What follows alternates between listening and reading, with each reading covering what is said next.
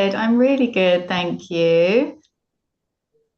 Where are you actually calling from? I am located in Southeast United States. I live near the border of Georgia and Florida. Sorry, I realized my microphone's way up in my face. Yeah, so I live kind of a halfway drive between Atlanta and Orlando. Most people are familiar with those locations, so it gives you kind of a Yeah, geographical sense of where I'm at. amazing. And it's early in the morning for you, isn't it? It is 8 a.m., which is fine. I'm like, any professional should be starting their day by now. And as an So it's entrepreneur, I get to decide, some days I don't start my day till exactly, until 10, and some days I start my day at 6. So, it's up to me. exactly. So it's 1 o'clock here, and I'm guessing the weather is slightly warmer there as well. It is, this is the time of year that makes me like, oh, why do I live here? I grew up here and then I lived in a bunch of cities and states for about 30 years. And 6 years ago, I was getting divorced, and my parents bribed me to come back, and I accepted. So I've been back down here, but it's very hot, and like this time of year, especially, I'm like, it's the holidays. I mean, I know if you're growing up in Australia, the holidays are always summer, but like here, it's like, I want snow. At least I want like a chill in the air, and it's not really, you don't get much of that here, so it's warm. No, it's not happening. Lovely. It's really nice to obviously virtually meet you. And it's Likewise. amazing that we actually get to make this connection, even though we're on the opposite sides of the world, which is I cool. know, right? I love it. Yeah, so good. So tell me a little bit about like yourself and your journey. Sure. So I'm one of these people who has worked in a bunch of different careers and industries because, I like variety, and I have these moments in my path where I'm like, what do I feel like doing next? And I've worked in software, I've worked in financial services, retail, higher education. And 8 years ago, I started my company, and I was in this moment of like, I always thought to myself, I want to work in corporate social responsibility. And I realized, I was like, wait a minute, like whose permission am I waiting on for that? Like, well, if you want that, you've gone after every other career. I have a doctorate degree, I have a master's degree, I have like all these other things. I wanted to work in Silicon Valley. I made that happen. I wanted to work in, this industry or that industry. I made it happen. And all of a sudden I realized that was like the one thing I was feeling held back on. And I realized it was because it was the thing I most wanted out of anything I've ever done in my life. It was the lane I belonged in. And so there was some of that sort of self-doubt and such. And so I decided to pursue that as an independent consultant. I decided to pick an industry that I care personally a lot about, and that was going to be narrowed down to either food manufacturing or hospitality and travel. So I Hmm. chose hospitality and travel, although I do work with some food companies as well. And actually, my work in hospitality is mostly food and beverage related. So that's what I've been doing for 8 years with my company, Astrapto. And I love it. I'm like, I'm the most fortunate person in the world because a lot of people want to work in this kind of career. A lot of people are like, oh, I want a job in sustainability. I want a job in, in purpose-driven work. Um, and I have that. So I'm really fortunate. Yeah, really fortunate. Was it, I mean, how long have you wanted to do this for? The first inklings of this happened for me probably about 25 years ago.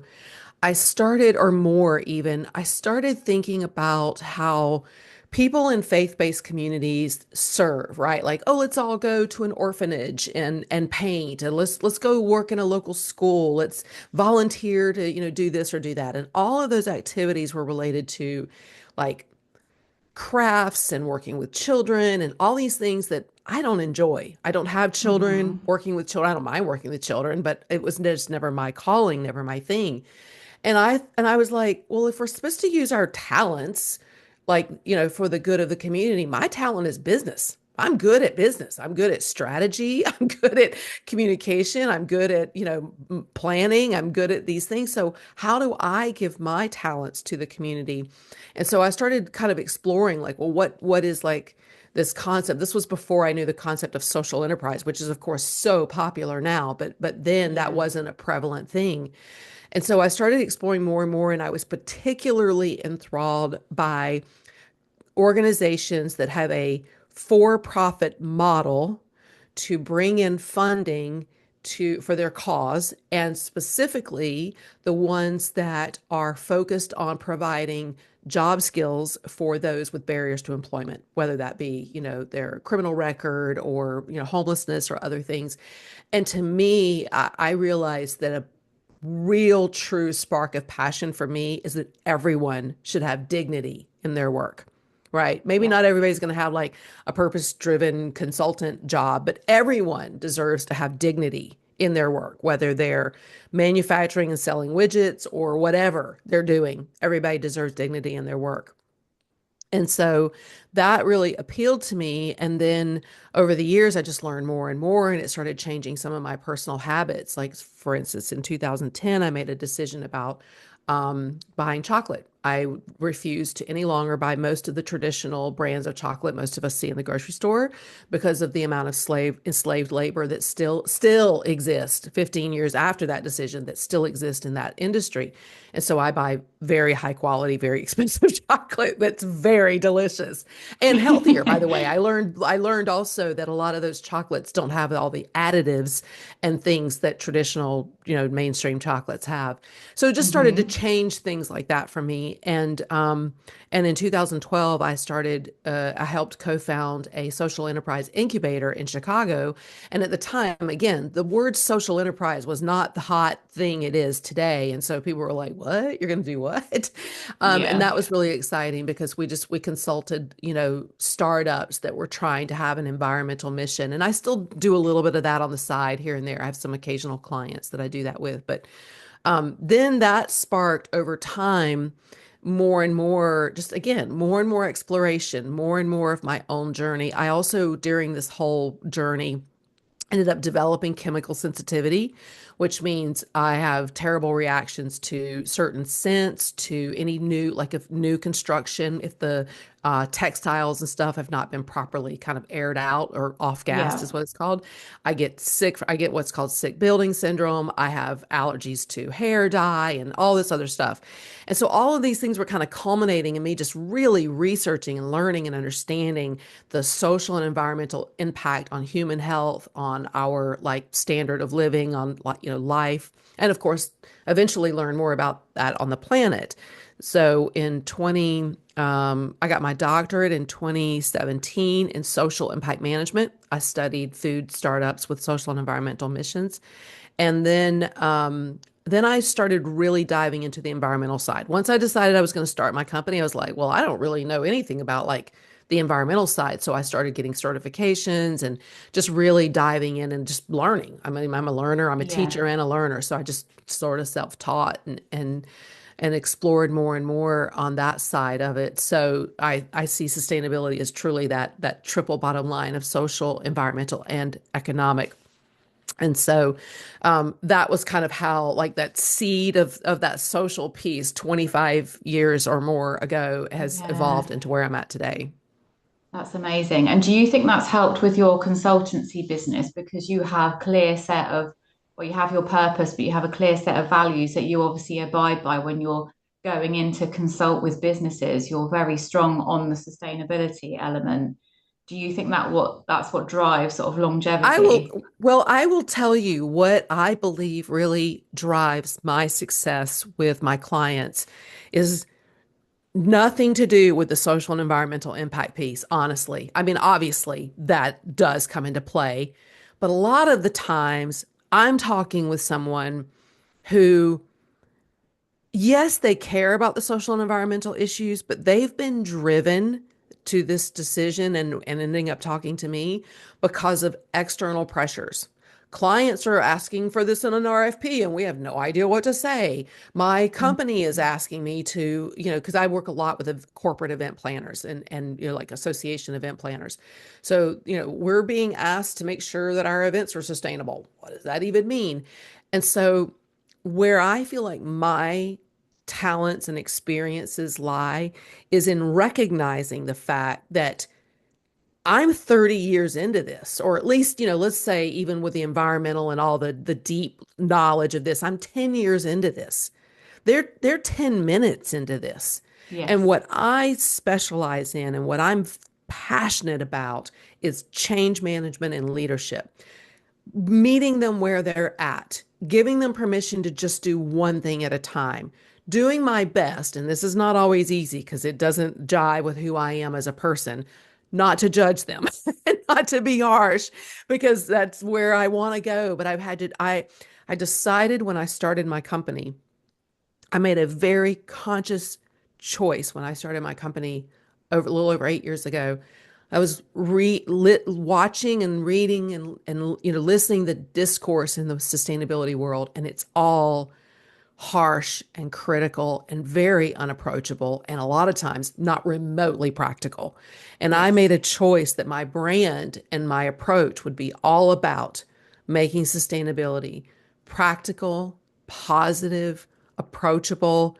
And I'm very good at that because I set an intention. Believe me, that is not my go-to in terms of just my personality. I'm a very strong, assertive, and I can be very harsh. I can go there. But I saw the opportunity and the need, and I made a conscious choice to train myself and change my communication and change like my approach.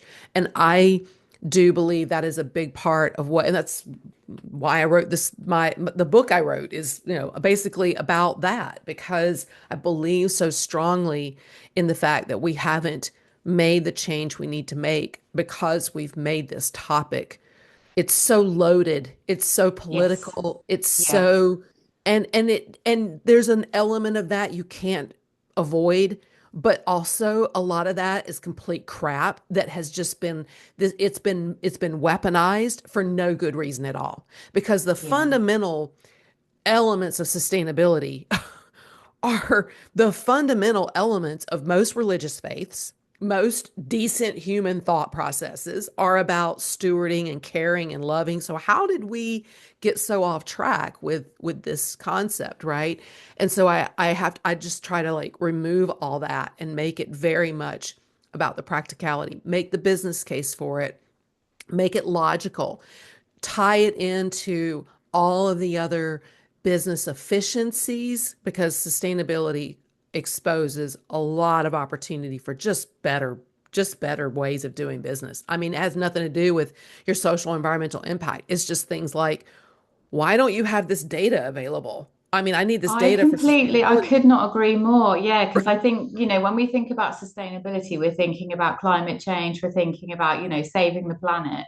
But I think what we fundamentally miss when we're thinking about sustainability as a business is how those efficiencies and making those changes actually help your business. Absolutely.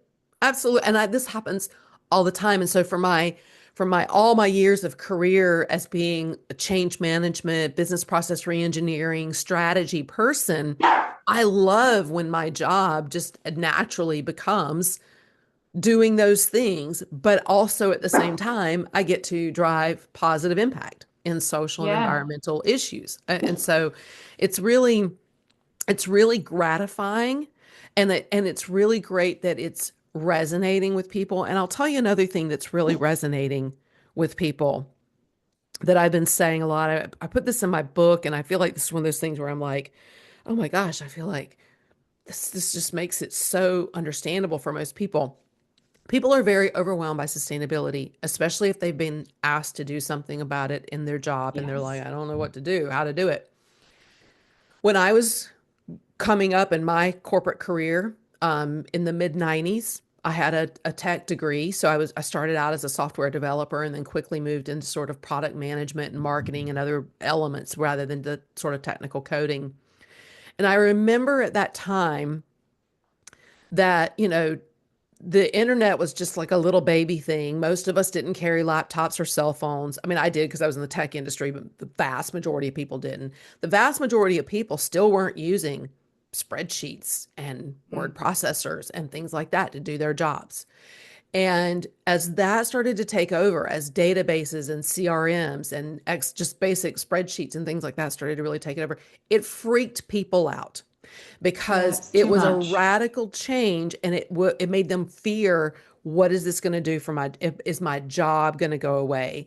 Oh, I'm settled into this thing I do, and now you want me to go and learn this whole thing. It's scary. And of Yeah. course, now it's so we can't even unravel our lives from technology, so it seems silly. But 30 years ago, you had to have a specialist come to your office to fix a printer. Now, most of us can probably fix a printer ourselves. We can do most of the troubleshooting without ever needing any kind of technical person.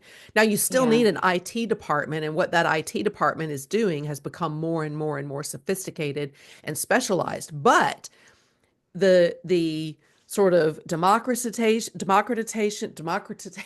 that word today, and the dissemination of technology in organizations meant that everyday people had to become tech experts Yes. to an extent.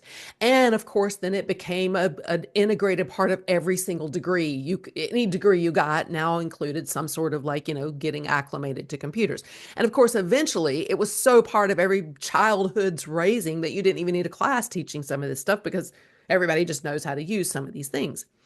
That is, sustainability is today what technology was 30 years ago. It Yeah. will Okay. be part of everyone's job.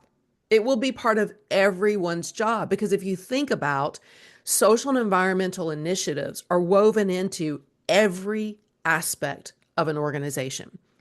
Every department is going to have some KPI, some task, something to do, whether it's, oh, you need more diverse suppliers. Well, that is not an easy thing to do. Everybody loves talking about supplier diversity. It's a very challenging, complicated thing for most corporations to tackle. So, whose job is that going to be? Well, you need to make it some people's jobs. It can't just be the one person in procurement. And of course, a Yeah. lot of companies now have a supplier diversity function, but really, to make it really work, it needs to be something that, like, so I work in hospitality. So let's say, for example, a hotel chain, or, businesses like that. Everyone who's making any sort of procurement decision needs to understand some basics on why supplier diversity is important, how you go out and find and vet diverse suppliers in your community, how you get them integrated into your corporate system, because that is a bureaucratic nightmare for most people. Everybody talks a big game on supplier diversity, but no one wants to change the contracts, the platforms, the payment systems, and all the other infrastructure. So if you had accounting learning about this, and accounting and finance, and you had procurement, and you have product design, if you had all these people learning and understanding how supplier diversity touches what they do, Mm. together as a system, they could work to make supplier diversity much more doable. But as it stands, it is a really difficult thing to do in a lot of organizations. And then how do you measure the impact? I mean, just so it goes on and on. But that is the kind of thing that needs to be integrated across an organization and across disciplines, right? And functions of the organization. So I look at it very much about my early days in technology, when it was just a scary specialist thing that a handful of people could do. And Yeah. now, thank goodness, everybody can do it. It makes everybody's life easier, right? It makes Yeah. everybody's job more efficient, and we're able to do more for our customers, and do more and better that way, right? And I think sustainability holds the same opportunities once people can be introduced to it in a way that enables them, equips them to do their job, empowers them to do the job. But most importantly, starting off with sort of that enlightenment, like, why do I need to care? Why does this Yeah. have anything to do with what I do? And Yeah. okay, I get it. What do you want me to do about it? Yeah, and I think you're right. As the younger generations start coming through into the workplace, it's going to be naturally embedded into who they are, how they like to live their lives. So it will be easier. I think in the meantime, we still need to make changes, and that can feel overwhelming, like you say, if you present a mobile phone to someone who's never had one before. And that's where the importance of proper change management comes into play. It is a specific set of skills. And I know there are different models that you can use, like Lewin or Prosky, but actually embedding those changes is where the challenge is. Anyone can come in and just chuck a new process in, but actually, that change process is very complex. So, as a consultant, when you sort of come in, make your change, and then essentially your contract comes to an end, how do you sort of go about ensuring that those changes have been embedded into the Oh my workplace? gosh. This is my biggest challenge because Yes. there's not a ton of budget to do this. The kind of consulting that a lot of us end up doing is very limited scope. I mean, you rarely go into an organization to do this kind of work where you're just doing hourly consulting. Like Mm. you need to very specifically and narrowly define what you're doing for an organization to just to even get on their budget radar. Excuse me, because a lot of times the work that I'm doing, I mean, I can do corporate strategy pieces and I have, and that even that does also come with a limited scope. But a lot of what I do, and this is a little bit by design because my while I'm really great at strategy, I also really love working with the line level people and seeing the light come on and seeing them see like, oh my God, this is what I can start doing differently in my job. So what ends up happening is most of my work ends up being training. So I come in and I design my training. So I do a little bit of like I want to do some little maybe departmental focus groups or calls, beforehand to kind of see what's the issue going on here. And I don't mean sustainability issue. I mean like communication issues, culture Yeah. issues, all Yeah. relationship issues. And then after the train, I do my training is like a 4 hour interactive, everybody hands on, kind of very, problem solving oriented session. And then I do calls with them afterwards just to kind of hold them accountable to some of the key things that they said, like, oh, yeah, we could do that. Let's do that. Did you do that? Talk two or Yes. 3 weeks later. How's it going? So I try to build that in, but I will tell you, it a lot of times, even though they've paid technically for a lot of that post training work, just getting them to get on the phone because of the nature of the events world and hospitality world, it is and you've got turnover and you've got, then of course, COVID came along in the middle of a lot of this. So that is something that I do struggle with because I'm not paid to follow the trail and stay around. And so Yeah. occasionally, though, I do get to hear a quote or a story and find out like, oh, they're still doing the thing I taught them to do. Oh, that's Yeah. great. And I have to just and I'll tell you part of my mentality, I think this mentality might be a little bit of self-preservation, but it's also, I think, a pardon the ego moment, but a brilliant strategy for addressing some of the audiences I deal with. When I go into, for example, a hotel or a convention center, a lot of times I'm doing food waste training or other kinds of, operational training. And usually there is an executive person, executive chef or a director of operations or someone who feels a bit threatened and offended Yeah. by the fact that I'm there because they Yes. immediately assume that I'm there to tell them all the things they're doing wrong Yeah. and to tell them how to do their job. Like, who are you to come in and tell me how to do my job? And I learned early on that what would serve me best is to say, you know what?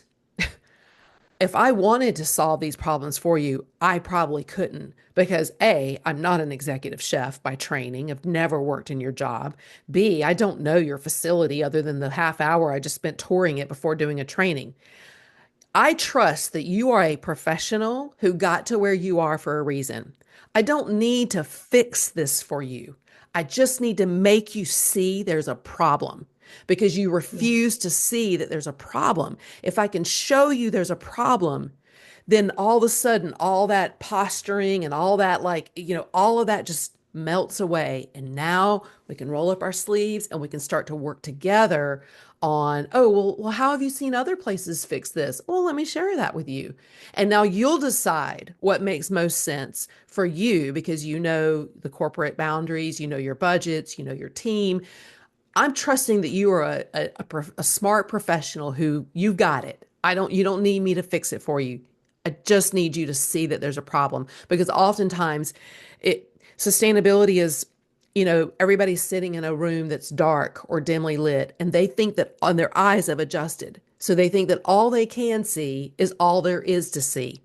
And I'm only there to turn up the light. Because once they see that there's a problem, once they acknowledge and realize, oh, we've been doing that and we Hmm. could easily fix it with this. Well, yeah. And it's just a question really of often turning on the light and then letting, and of course I've got some solutions and recommendations and all that. I'm not just leaving them high and dry, but trusting that most of the time they come up with brilliant things that even I would have never thought of. Like I show them like, here's a problem. Let's work in groups and brainstorm. And then they'll start sharing ideas. And I'm like, oh my God, I never even thought about that. Right. And so I think that is super empowering. And that I would hope ensures that when I walk out the door, they are much more likely to integrate that because I didn't come in and put up a slide of here are all the things you should be doing because I'm sure that as soon as I leave, they all forget that. But when they Yeah. design the solutions, when they see how to fix the problems that I've exposed, I do believe there's a lot more like a higher likelihood that they will follow through with it. Not all of it, because it's a lot, but at least some of it. Yeah, I agree because they feel some ownership towards it. So Yes, yeah, exactly. yeah.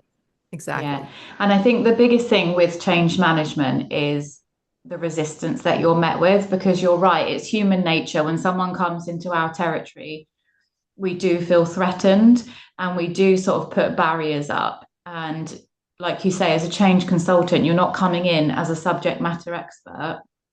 You're coming in to literally provide tools to your stakeholder for them to actually take on and own their own issue. And I think that should sort of come with the maintaining that change afterwards. You take that ownership, and it is, we're all adults. It's your responsibility to maintain that change, which I think is why it's quite important that incremental change is better than a big bang because that's hard to maintain. Yes, 100%. 100%. Mm. What do you think your biggest challenge has been then within your business over the last 8 years? Well, I think there's two sides of that. One is, um, the challenges I deal with just trying to work with clients, right? Like the long, slow corporate decision making wheels that turn that I have no tolerance or patience for, and just realizing like, this is when time like, oh, it's been 7 months since I sent that proposal, and they keep, saying we're going to work together, and then we don't, and then realizing like, oh, and a year later it happened. If I had just been patient, and I'm not good. Patience is not really a strong suit, but a lot of my struggle is honestly just the personal entrepreneurship stuff, right? Like I have a group of really great subcontractors, and our team recently we're taking on some new work that I'm at a point where my business could potentially really scale and grow. And suddenly going from a solo entrepreneur that pays subcontractors to, well, I need to hire people. That's a really big shift. And I'm kind of in this mode of like trying to figure out what that looks like because I also wrote a book, want to write another book, and being a, keynote speaker, like speaking is one of my biggest passions. I love doing presentations. I love how effective I am at that and having people come up to me afterwards and be like, "Oh my God, I love that I was so inspired by this." And so I want Yeah. to do a lot more of that, and I haven't done enough to really kind of I mean, I speak a lot within my industry. And my industry is event planners, so that's a good audience to be talking to if I want to speak in other places. But I haven't really made an effort to really focus on that part. I finally wrote the book because it had been a dream I'd had for, 30 years to publish a book. And I signed up for a program to keep me accountable so that I was paying a Yes. lot of money for it. So it was like, you're gonna do this because you paid a lot of money for it. Yeah, And it's so now hard. I'm It's not an easy thing. no, it's not. And it's just discipline. I love writing. I love the Yeah. creative process, but it's a lot of discipline and just learning the whole process for the first time, all the editing and everything. So I think my challenge is a lot of my challenges are more sort of on the personal front, like kind of saying to myself, you know, what are you waiting on? With certain things that I haven't really pursued and that I haven't really gone after the way I want to, I'm a little bit frustrated with myself. Like, you are better than this, and like, what is preventing You you? give So I yourself a feel like, reality check. yeah, it's a reality check. And I mean, all of course, the people who were close to me in my life, they would all be saying to me right now, Aurora, you're so hard on yourself. Why are you hard on Yes. yourself? You're this, you're that, you've done this, you've done that. But you know yourself, right? You know when there's more that you have to give that you're holding back on. And I feel that in certain ways, not in terms of like what I'm doing for clients, because I give that my all, but in Yeah. terms of kind of what I'm doing for myself and what the growth of my business would be. I feel like I'm just I've got some interior walls that have to come down. And so I think that's kind of where I'm at right now. And it's all integrated too. I've spent the last couple of years getting healthier, creating a much more like better routine in terms of exercise and eating and sleeping and everything. And so I'm definitely a much healthier person. And Yeah. so sometimes I give myself a little bit of grace and say, like, maybe you needed to really have a solid foundation of that in your life before you could go out and do some of these other things, because you got to create those things as habits. It has to feel like I I must stick with this, because when you're out there traveling and you're doing all this stuff, it's easy for that to just be the first thing that just goes, right? Yeah, And so, absolutely, yeah, so I've been absolutely. But focused there's a on that. reason that people say to fit your own mask on the plane before you help others, Yes. because if you're not looking after yourself, you're no good to anybody. So, Yep. yeah, that is Exactly. really important. Yep, that's something that I have really done a decent job of over the last couple of years, and so I feel like, okay, well then, 2025 is the opportunity to, now it's time to make that even more holistic. You've really focused on these different things. How do you bring them all together? How does that all converge into even greater impact and reach? Mm, Yeah. amazing. So, tell me a little bit more about your book and where it is available. Sure, yeah. So it is called Exponential Impact. It's about harnessing the human potential within organizations to drive sustainability. It's centered around four leadership or change management principles: empathize, enlighten, empower, and encourage. And really, the book is inspired by and features some of the stories of internal and informal champions within organizations that sort of self-selected and made sustainability a formal thing within their organizations, and sort of felt their way along, like, okay, I don't know, there's no clear path for me, so I'm going to forge my path. But then at the same time, it's also about, when in my years of higher education, I taught predominantly first generation college students, and a lot of them, I mean, the amount of talent and passion that sits inside of organizations, and is that it's a vein of gold in a mountain that has not been tapped because organizations Yes. do not create pathways for them to activate them. Now you've got those occasional people who are like, I'm not waiting for somebody to ask. I'm just going to raise my hand and go make it happen. And that some of that is what inspires this book, but a lot of what inspires this book is you don't need to go out and get a degree or think that you have to have a certain title.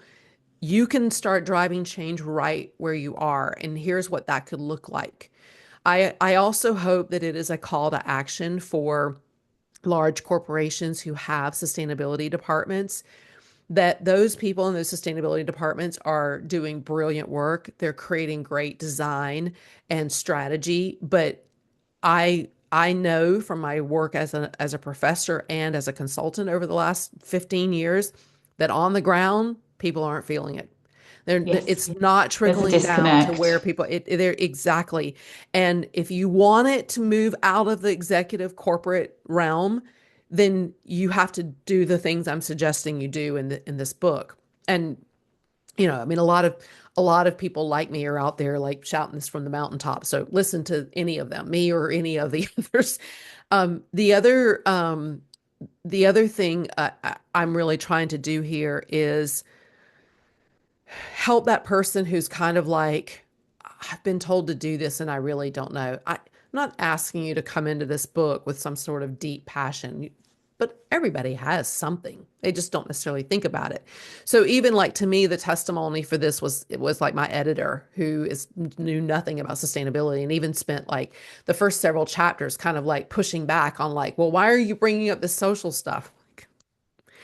All right, I guess I need to include a definition of what sustainability is early in the book. And that was super helpful because it made me realize like, oh yeah, get out of your own head, back Yes. yourself up Yeah. 25 years before you knew this, right?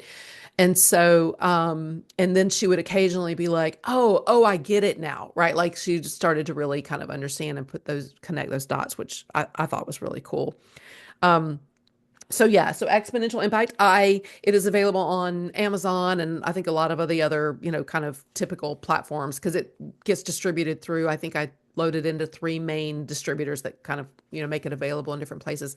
It's available as a paperback, hardback, ebook, and I did my own recording of the audio version. So the audio version came Audio. out a few weeks ago, Nice. and I loved that. Like to me, and I've had several people who know me say, I can't wait to hear the audio version because they know me and they know that me tell, as I'm reading these stories, there's a little bit more of like my personality and my sort of inflection and stuff because these are my stories and these are my Yeah. words, so I really enjoyed doing that, and that's now available as well. So, one last piece of advice then for anyone, well, anyone actually in the workplace that is thinking about change, specifically in terms of sustainable change. Yeah, I think the critical thing that people need to understand is I'm going to quote somebody that I interviewed for my book and a really good friend of mine who's been doing sustainability for a few years. And she said that she had to learn my thing is not their thing. And that essentially my thing is getting in the way of them doing their thing. So when you go in and like, let's do this, let's do that, you have all these ideas and everybody's instantly going to think like that means more work. I like it. I mean, sometimes it's almost ludicrous, the mentalities and the things that will come up as excuses not to do these things, but it's just human nature. Yeah. It's just humans being humans. And I think it's really important to remember and understand that while this thing is super urgent to you, others may not even understand why anybody would find this to be urgent. Why does it matter to our business? Why should I pay attention? So you need to meet people where they're at. You need to empathize. It's the first principle. This is why it's the first principle I cover in my book. You need to really meet people where they're at, understand what their perspective is, what drives their decisions, and try to align. You're going to have to do the work. You don't make other people do the work for you. You're going to have to do the work, which means you're going to have to figure out how does your passion and interest align with the corporate strategy? Because if it doesn't, I'm sorry, you probably need to switch your passion, at least in the Yeah. workplace. You can take that passion into the community, but in the workplace, you do need to support and align with and enhance the strategy and mission of the organization. If you fundamentally don't agree with that, go find a different job in a different organization because you're not going to change that. But if you can find ways that what you're doing is bringing new customers about, creating efficiencies, things that should already align with what key decision makers are trying to, reduce risk, things like that, start there. Start with aligning your thing with their thing. And then understanding that people often they don't even understand the basic definitions of the things you may be talking about. So you may have to back way up and start with a lot of the why and helping people understand why is this something that we should care about at all, and really trying to make sure that you're speaking their language and that you're speaking an approachable language, something that people feel like, oh, you're not going to automatically judge me. We're going to have a conversation. And so just remember, you're dealing with humans. At the end of the day, Exactly. imagine like the hardest humans that you have to deal with in your personal life, and you can't not deal with them, like maybe your dad or maybe Yeah. your husband or your child or whatever. You can't say, forget you, I quit that. Well, you could, but you probably won't. So, how do you address that, right? Through Yeah. therapy So and true. Yeah. facilitation and negotiation. Business is no different. And when your heart is involved, which is what's happening when you have a passion for social or environmental issues, your heart is deeply entrenched in this, and which means logic gets fuzzy and business is about logic. So you have to find a way to kind of merge those things and realize that you're trying to deal with like a fuzzy thing in a logical world. And it can work, but you're going to have to do a little bit of that reconciliation within sort of your own psyche to make that Yeah. work. Agreed. Yeah. A good friend of mine, she's a chief people officer, and she always says people are neither controllable nor predictable, which makes change management almost impossible. Exactly. Exactly. And to that point, sometimes the person you thought would be your biggest objector is is not, because you just were judging the Exactly. book by the cover. And so, having conversations and just this is the hardest part because I can't even take my own advice in this.